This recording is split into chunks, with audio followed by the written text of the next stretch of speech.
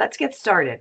Up first, Kristen O'Connell, Certified Payroll Professional and Payroll Supervisor here at Trout CPA. Kristen brings 16 years of experience in payroll and accounting and specializing in improving and streamlining payroll systems while staying current on legislative updates. Today, she'll share her expertise on essential payroll updates for 2025. Kristen, the floor is yours. Good morning, everyone. Hope everyone's staying warm today. If I can get my slide to advance here. Okay. So just a couple things I'm going to highlight as we head into the new year. I think most of you that have attended before are familiar. We do put together a year-end booklet. So that will be available for everyone. That will give you all of the limit updates and changes that we see from year to year, such as the Social Security limit changes, retirement limit updates, HSAs, and all of those benefits that we see increase as the year, as we head into the new year.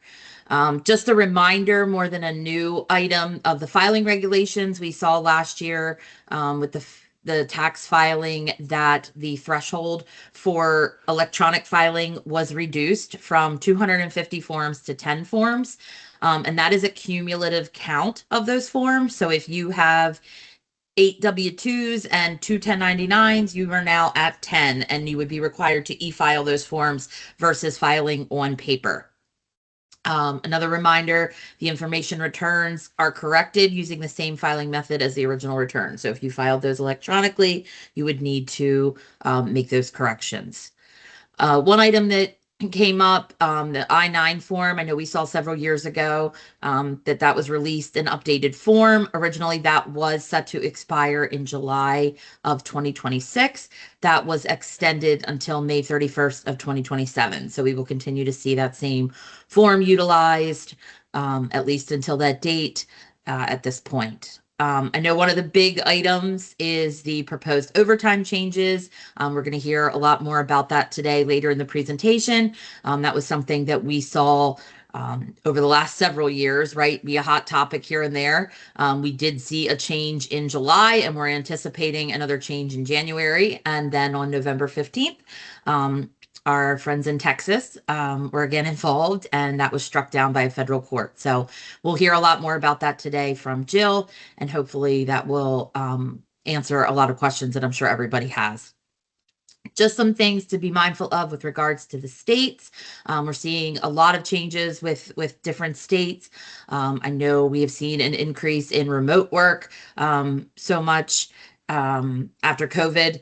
So we have, more and more businesses that are utilizing employees in other states. So we always want to be mindful of the states and all of the rules outside of PA, which most of us is kind of our home space. So we're continuing to see expansions of different leave policies, paid medical and family leave throughout the state. So if you do have employees in other states, you want to make sure that you look into that. There are different regulations and qualifiers for states. So we want to make sure that we're checking on that. And then we are seeing a large number of minimum wage changes. At this point, there are 19 states impacted by those changes.